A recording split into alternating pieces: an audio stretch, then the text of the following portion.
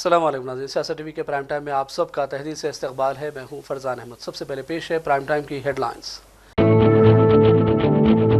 आबादी के तनासब के मुताबिक दर्ज फहरिस्त ज़ातों और दर्ज फहरिस्त क़बाइल के लिए मुख्तस नशिस्तों में इजाफा किया जाए। पार्लियामेंट के हल्कों की हदबंदी के तरीक़ेकार में तब्दीली ज़रूरी। रविंद्र रेड्डी की पेश करदा करारदाद रियासती असम्बली में मंजूर। कांग्रेस और बीजेपी को लोकसभा की 8 सीटों पर मिली कामयाबी, लेकिन तेलंगाना को मरकजी बजट में कितनी रकम मिली? PRS वर्किंग सदर KTR ने असम्बली में किया हुकूमत से सवाल। तेलंगाना में लॉ एंड ऑर्डर की सूरत हाल ठीक नहीं, हुकूमत तवज्जो दे। मजलिस के फ्लोर लीडर अकबर वैसी का असम्बली में बयान। तमिलनाडु में वक्फ तरमीमी बिल की मुखालिफत में करारदाद को किया गया मंजूर। मुसलमानों के जज्बात को ठेस पहुँचाने का तस्करा। करारदाद मंजूर करवाते हुए चीफ मिनिस्टर MK स्टालिन ने उठाया अहम कदम। बटेंगे तो कटेंगे का नारा लगाने वाले अब इख्तिदार के लिए बांट रहे हैं तोहफे। रमज़ान और ईद के मौके पर शुरू करदा सौगात मोदी कैंपेन पर शिवसेना लीडर उद्धव ठाकरे की सख्त तनकीद। और जालिम इसराइली फ़ौज की दरिंदगी जारी। इस्लामी तहरीक मुज़ाहमत हमास के तर्जुमान डॉक्टर अब्दुल लतीफ़ अल क़ानू को शहीद कर दिया गया। हेडलाइंस आपने देखी और पेश खबरों की तफसीलात शुरुआत करेंगे तेलंगाना और हैदराबाद की खबरों से। चीफ मिनिस्टर रविंद्र रेड्डी ने मरकजी हुकूमत की जानिब से की जाने वाली पार्लियामेंट के हल्कों की हदबंदी के तरीक़ेकार में तब्दीली की ज़रूरत पर जोर दिया। आंध्र प्रदेश तंजीम जदीद एक्ट के तहत रियासत में असम्बली हल्कों की तादाद में इजाफे के लिए असम्बली में करारदाद पेश की गई, जिसको मंजूर भी किया गया। चीफ मिनिस्टर ने मरकज से दरख्वास्त की कि आबादी के तनासब के हिसाब से दर्ज फहरिस्त ज़ातों और दर्ज फहरिस्त क़बाइल के लिए मुख्तस सीटों में इजाफा करें। उन्होंने मज़ीद कहा कि मरकज़ को हल्कों की असरनो हदबंदी के अमल को इस अंदाज में अंजाम देना चाहिए कि जनूबी हिंद की रियासतों के मफादात को कोई नुकसान न पहुंचे। केरला, तमिलनाडु, पुदुचेरी, तेलंगाना, ఆంధ్రప్రదేశ్, కర్ణాటక ఈ 6 రాష్ట్రాలలో 130 పార్లమెంటు నియోజకవర్గాలు ఉన్నాయి.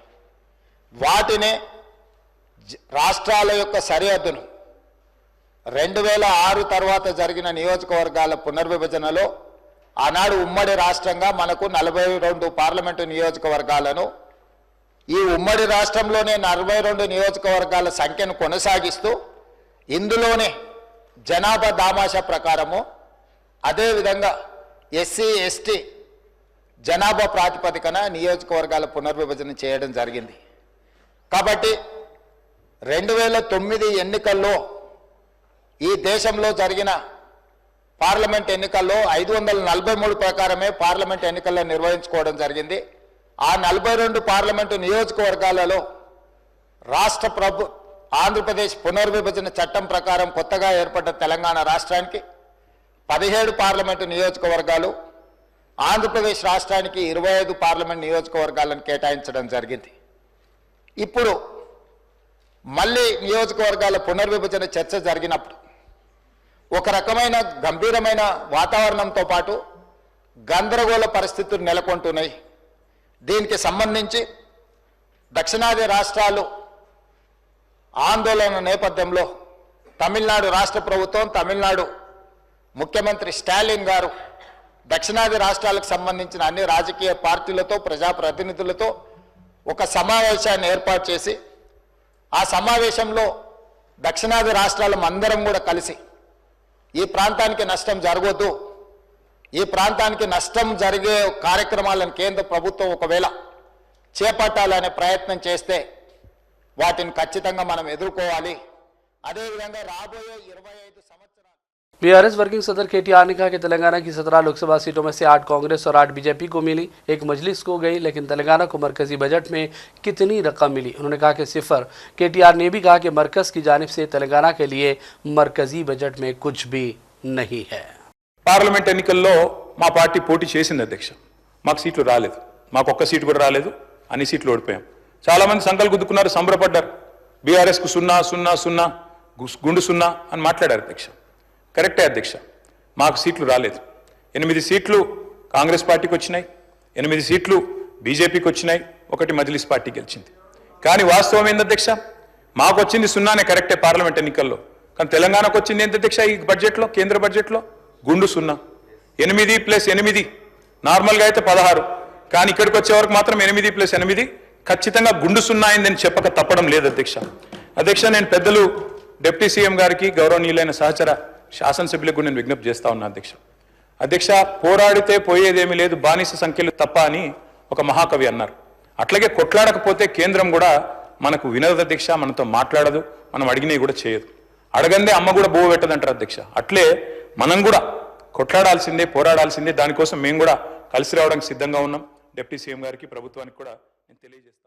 कांग्रेस के सीनियर लीडर हनुमत राव ने पसमानदा तबकात के लिए 42 तहफ़्फ़ुज़ात के सिलसिले में कोई रुकावट है ना पैदा करने की अपील की। उन्होंने कहा कि तेलंगाना हुकूमत ने कामयाब कास्ट सर्वे कराया, असम्बली में बिल भी मंजूर कर लिया और अब नरेंद्र मोदी और हुकूमत की जिम्मेदारी है कि वो हकीकत में पसमानदा तबकात की फ़लाह बहबूद चाहते हैं तो तेलंगाना हुकूमत का रिजर्वेशन के मामले में ताउन करें। नाते जो राहुल गांधी कन्याकुमारी से कश्मीर तक चलने के बाद इस देश में गरीबी, बिलो पॉवर्टी वाले को we come to the power, will conduct caste wise census बोले, जितना हिस्सेदारी उतनी भागीदारी बोले। राहुल गांधी के नक्शे कदम पे चलने वाला रेवंत रेड्डी पहली मर्तबा हिंदुस्तान में, तेलंगाना में पहला इसका काम असेंबली में पास हुआ, बिल भी रखे और कैस्ट वाइज सेंसस भी कर दिए।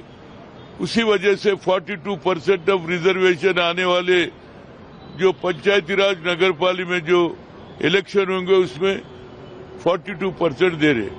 मेरी एक ही गुजारिश है प्रधानमंत्री जी, कल तक का बोले ये मजहबी काम मैं नहीं करता हूं, मगर पहली मर्तबा मैं देख रहा हूं माइनॉरिटी में जो मुसलमान है, गरीब तबके से जिसका बिलो पॉवर्टी लाइन है, हमारी सरकार पढ़ने में और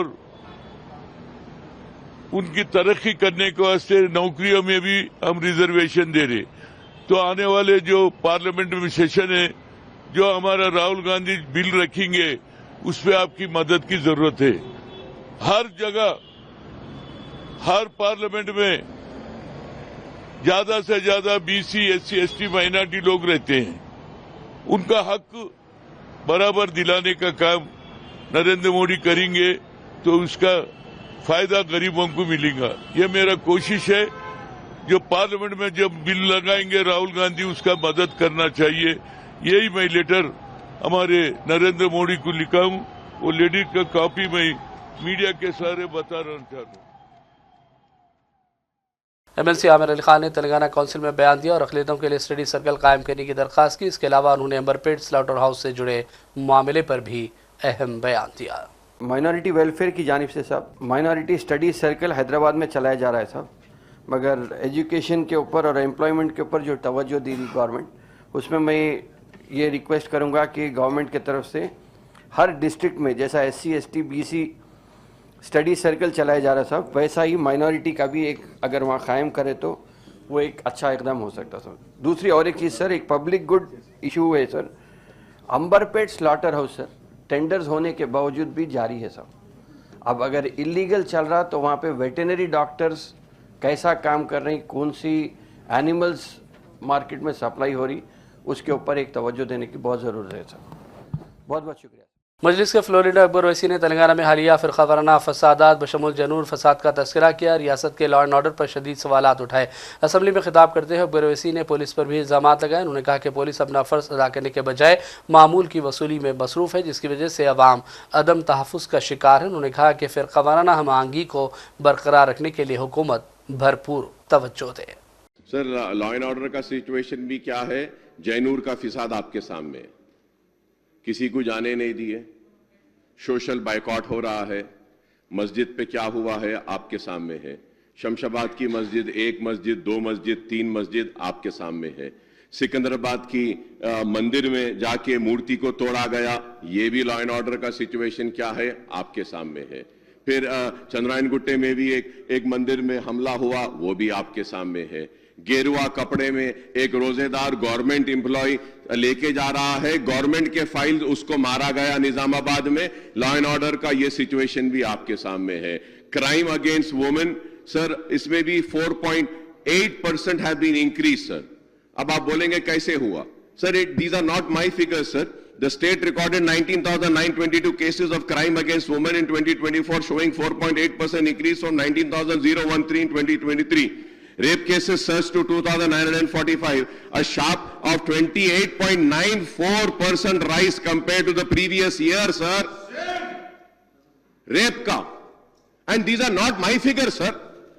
28.94%, sir. आप बताइए सर. So अब आप बोलते हैं लॉ एंड ऑर्डर अच्छा है, जयनूर का फिसाद लॉ एंड ऑर्डर अच्छा है, मार रहे लॉ एंड ऑर्डर अच्छा है, मस्जिदों को गिरा रहे लॉ एंड ऑर्डर अच्छा है, मंदिरों में मूर्तियों को डैमेज कर रहे लॉ एंड ऑर्डर अच्छा है. कहां से अच्छा है sir? Where is it?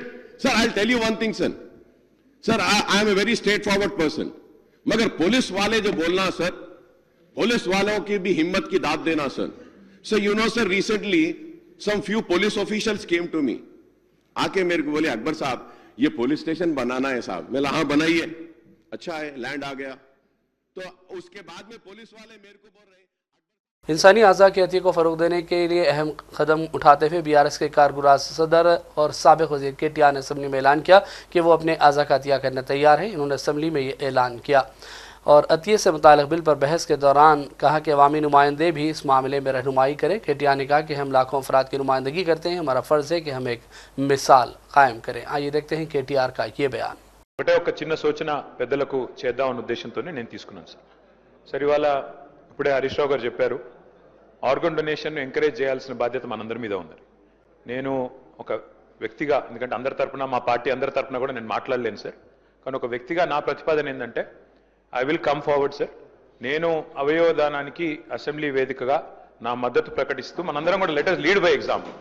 House నుంచి మనందరం కూడా ఇక్కడ ఉన్న వాళ్ళందరం కూడా if we can lead by example, మన ఒక్కొక్కరం కూడా 2 లక్షల మందికి 3 లక్షల మందికి ప్రతినిధులం సార్ ఇక్కడ. కాబట్టి ఒకరోజు స్పీకర్ గారు దయచేసి మీరు హౌస్లోనే, ఇక్కడ అసెంబ్లీలోనే ఒకరోజు అందరం కూడా పేపర్ సైనింగ్ క్యాంపెయిన్ కూడా పెట్టినట్టయితే సైన్ చేయాలనుకున్న వాళ్ళం, ఎందుకంటే అందరం కూడా ఎమ్మెల్యేలు, మనం let us lead by example. మన నియోజకవర్గాల్లో ఆర్గన్ డొనేషన్ ని ఎంకరేజ్ చేస్తే నేను వరుసలో ముందుండి నేను సంతకం పెట్టడానికి మొదటి సభ్యుడిగా ముందుకు వస్తున్నాను. Thank you. रियासती वज़ीर सिविल सप्लाईज उत्तम कुमार रेड्डी ने कहा कि 30 मार्च से रियासती हुकूमत बारीक चावल फराहम करने का मंसूबा रखती है. चीफ मिनिस्टर रेवंत रेड्डी इस स्कीम का इफ्तिताह करेंगे. असम्बली में उत्तम कुमार रेड्डी ने वादा किया. उन्होंने भी कहा कि लगभग 3 करोड़ अफराद को इसका रास तौर पर फ़ायदा पहुँचेगा. రాష్ట్రంలో ఇప్పుడు సుమారు 24 లక్షల మెట్రిక్ టన్నుల బియ్యం రాషన్లో ఇవ్వబడుతుంది. సంవత్సరానికి 24 lakh metric tons of rice is given through our PDS system.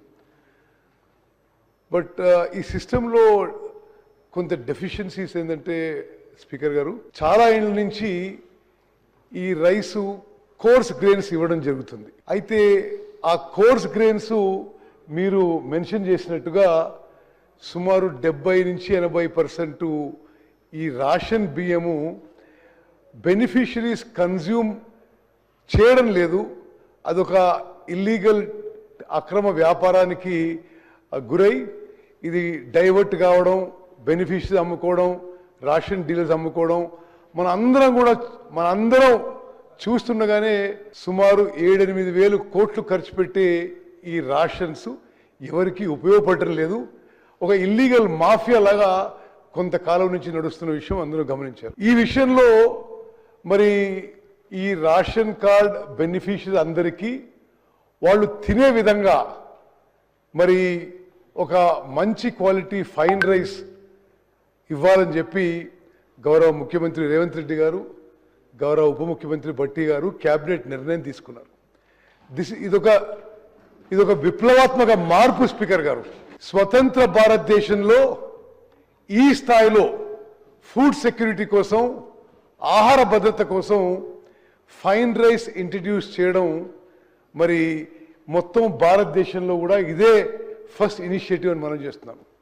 అదేవిధంగా ఉగాది రోజున 30 తారీఖున గౌరవ ముఖ్యమంత్రి గారితో ఈ PDSలో ఈ రేషన్ కార్డ్ బెనిఫిషరీస్కి ఫైన్ రైస్ ఇచ్చే స్కీమ్ మరి రాష్ట్ర వ్యాప్తంగా లాంచ్ చేయడం జరుగుతుంది. మరి మీ నియోజకవర్గాల్లో మరి ఆ విషయంలో మీరు ఇంట్రెస్ట్ తీసుకొని ఈ ప్రతి బెనిఫిషరీస్కి 6 కిలోల मुख्तलिफ मकातब फ़िक्र के ज़िम्मेदारान और तंजीमों के ज़िम्मेदारान ने मदीना और एजुकेशन एंड वेलफेयर सोसाइटी के ज़ेर एहतमाम मुनक़िदा बैन मजहबी दावत अफ्तार में शिरकत की और तेलंगाना की गंगा जमनी तहजीब को फ़रोग़ देने का काम किया। शहर हैदराबाद तेलंगाना की सरकर्दा सियासी, समाजी और दीगर तंजीमों से वाबस्ता लोग भी दावत अफ्तार में शरीक हुए।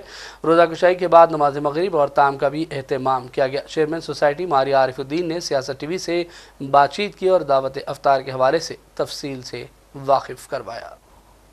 मैं मारिया आरिफुद्दीन हूँ, director of Madina and global group of institutions. Also I am the deputy state head for academia vertical of all India professional congress. आज यहाँ पर मदीना पर हम लोगों ने एक छोटी सी इफ्तार, छोटी क्या अच्छी माशाल्लाह बड़ी हो गई है, इफ्तार गैदरिंग ऑर्गेनाइज़ की। ये एक इंटरफेथ इफ्तार था जहाँ पर हमारे मुस्लिम भाई बहन के साथ हमारे नॉन मुस्लिम भाई बहन भी आए काफ़ी अच्छी तादाद में, and it was very encouraging. Mostly all intellectuals and activist and social workers are here today, so I really thank them, and I think we need in such times in the country that we are seeing now, we need more such gatherings and more opportunities to get together, कि हम सबको बहाने से मिलना चाहिए और अपनी strength बताना चाहिए कि हम लोग एक दूसरे की खुशियों में शामिल है, एक दूसरे के गम में शामिल है और एक दूसरे के लिए हमेशा ठहरने वाले हैं। बहुत बहुत शुक्रिया। वरंगल में पहली बार सुख रमज़ान एक्सपो का इनेकाद किया गया है। मुख्तलिफ स्टॉल्स पर रमज़ान की खसूसी अशिया और खाने पीने की भी अशिया मौजूद हैं। इस एक्सपो में वरंगल के मारूफ यूट्यूबर्स रेहान वक़ार और मोहम्मद समीर ने भी शिरकत की और मीडिया से बातचीत की और कहा कि एक बहुत ज़बरदस्त मौका है जहाँ लोगों को रमज़ान के हवाले से सीखने और साथ साथ शॉपिंग का भी मौका हासिल हो रहा है। ये पहली बार हो रहा है वरंगल में, अभी तक नहीं हुआ भाई। कुछ नया लाएंगे बोल के मैं यहाँ पे एक्सपो लेके आया। तो आज से स्टार्ट है, 26 है आज से लेके 30 तक एक्सपो चलने वाला है। तो आप लोगों से अदबन गुजारिश है, आप लोगों के फैमिली और फ्रेंड्स के साथ कैसा भी आइए, और बाकी का समीर भाई बोलने वाले हैं। रेहान भाई और जहीद गफूरी भाई स्टार्ट करे इंशाल्लाह वरंगल में, तो ऐसी सीजन 1 स्टार्ट करे। तो आप लोग सब आके इसको बहुत सारा प्यार देके बहुत सारा हिट कर दिया। तो इसका सीजन 2, सीजन 3, सीजन 4 भी होने वाला है। और ये इस्लामिया ग्राउंड में है, तो वरंगल के मंडी बाजार के करीब है। सब आइए, और अच्छे अच्छे स्टॉल्स है इधर, कपड़े भी मिलते हैं आप लोगों को, और मेहंदी के है, खाने पीने के, और हलीम हरीज सब है। तो आप आइए, अंदर ज़बरदस्त एंजॉय कर सकते हैं। बस ये ओनली मुस्लिम्स के लिए नहीं होता, नॉन मुस्लिम्स के लिए भी है, हमारे हिंदू भाइयों के लिए और दूसरे मज़हब के भाइयों के लिए भी है। आइए, फैमिली के साथ एंजॉय करो। और टाइम नहीं मालूम होता भाई इसके अंदर घुसे बाद, तो हर स्टॉल के पास मिनिमम तुम एक 15 मिनट तो भी पूरे चीज़ें देख के, टाइम नहीं मालूम होता, 1-2 घंटे 3 घंटे गुजारो अपने फैमिली के साथ और शॉपिंग कर लो। और प्रेयर रूम भी है, प्रेयर भी कर ले सकते हैं आप। और इधर बहुत अच्छा प्लेस है भाई, बहुत अच्छा आके विजिट कर सकते हैं। और छोटे बच्चों के लिए गेम्स भी है भाई, ट्रैम्पोलिन है और बहुत सारे गेम्स है। तो आइए कैसा भी फैमिली और फ्रेंड्स के साथ, और आके मैं भी बैठा हुआ हूँ, हमारे से भी मिलिए और एंजॉय करिए। और अब बात करेंगे मौसम के हवाले से। महकमा मौसमियात ने खबरदार किया है कि तेलंगाना में दर्ज हरारत जुमे से मजीद बढ़ सकता है। कई अजला में ज़्यादा से ज़्यादा दर्ज हरारत 41 से 42 डिग्री सेल्सियस रिकॉर्ड होगा। खासतौर पर भदादरी, कोत्तागुड़म, आसिफाबाद, निर्मल, मुलुगु, जगतियाल, करीमनगर, खम्मम, सूर्यापेट, महबूबाबाद और दीगर इलाकों में दर्ज हरारत 40 से 42 डिग्री सेल्सियस के दरमियान हो सकता है, जिसके पेश नज़र महकमा मौसमियात ने इन अजला में ऑरेंज अलर्ट भी जारी कर दिया। भदादरी, कोत्तागुड़म ज़िला के सीतारामपुर में सबसे ज़्यादा 40.6 डिग्री दर्ज हरारत पहले ही रिकॉर्ड किया जा चुका है। और बात करेंगे चंद अहम कौमी और आलमी खबरों की। तमिलनाडु के चीफ मिनिस्टर M.K. स्टालिन ने रियासती असम्बली में मरकज़ी हुकूमत के मुजवज़ा वक्फ तरमीमी बिल की मुखालिफत में करारदाद पेश की और इसे मंजूर भी कर लिया गया। करारदाद में वक्फ बिल को वापस लेने का मुतालबा किया गया और कहा गया कि इस बिल से वक्फ बोर्ड के इख्तियारात कमज़ोर होंगे और मुस्लिम कम्युनिटी के जज्बात को ठेस पहुँचेगी। तमिलनाडु पहली रियासत है जिसने ये एक बड़ा अहम कदम उठाया है। इस दौरान all India Muslim personal board ने मुसलमानों से अपील की है कि वह जुमअतुल विदा के मौके पर अपने बाजुओं पर सियाह पट्टी बांधें और वक्फ बिल के खिलाफ एहतजाज दर्ज करवाएं। इस सिलसिले में all India Muslim personal board ने बाकायदा बयान भी जारी किया है। महाराष्ट्र के साबिक चीफ मिनिस्टर उद्धव ठाकरे ने बीजेपी के रमज़ान और ईद के मौके पर शुरू करदा सौगात मोदी कैंपेन पर सख्त तनकीद की। उन्होंने कहा कि जो कभी बटेंगे तो कटेंगे का नारा लगाते थे वो अब इख्तियार के लिए तोहफे बांट रहे हैं। उद्धव ठाकरे ने इल्ज़ाम लगाया कि बीजेपी ने हिंदुत्व छोड़ दिया है, वो सियासी फ़ायदे के लिए मुसलमानों को खुश करने में लगी हुई है। बीजेपी को बाज़ाब्ता तौर पर ऐलान करना चाहिए कि उन्होंने हिंदुत्व को खैरबाद कर दिया है। वो उन लोगों में तोहफे बांट रही है जिनके घर बुलडोज़र से तोड़े गए, कई अफराद फिरक़ावाराना फसादात में मारे गए। याद रहे कि बीजेपी ने रमज़ान और ईद के मौके पर अक़लियतों में सौगात मोदी के नाम से किट्स तकसीम करने का फैसला किया, जिस पर उद्धव ठाकरे ने बीजेपी के इस कदम को वोट बैंक की सियासत करार दिया और कहा कि ये सब इख्तियार के लिए जिहाद है। उन्होंने कहा कि बीजेपी ने पहले हिंदुत्व छोड़ने का ताना दिया था, लेकिन अब वही पार्टी मुसलमानों में किट्स बांट रही है। और अब बात करेंगे अर्ज़ फ़लस्तीन के हवाले से। ज़ालिम इसराइली फ़ौज ने गज़ा में आज सुबह सवेरे एक बदतरीन फ़िज़ाई हमला कर दिया, जिसमें इस्लामी तहरीक मुज़ाहमत हमास के तर्जुमान डॉक्टर अब्दुल लतीफ़ अल क़ानू को शहीद कर दिया गया। इसराइली जंगी तैयारों ने हमास के तर्जुमान अब्दुल लतीफ़ के टेंट पर बमबारी की, जिसमें वो शहीद हुए हैं। इस्लामी तहरीक मुज़ाहमत हमास ने अपने तर्जुमान की शहादत की तस्दीक की और कहा कि उन्हें गज़ा पट्टी के शुमाल में एक ख़ैमे पर हमले करते हुए निशाना बनाया गया। हमास ने बयान में कहा कि शहीद भाई अल क़ानू अपनी अवाम और अपने मकसद की खिदमत में साबित कदम और लगन का उम्दा नमूना थे।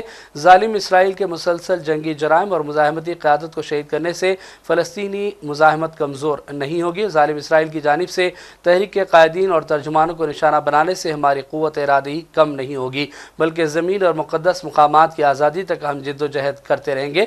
हमास ने कहा कि शोहदा का खून फ़तह तक मुजाहमत के लिए ईंधन और तहरीक का काम करता रहेगा।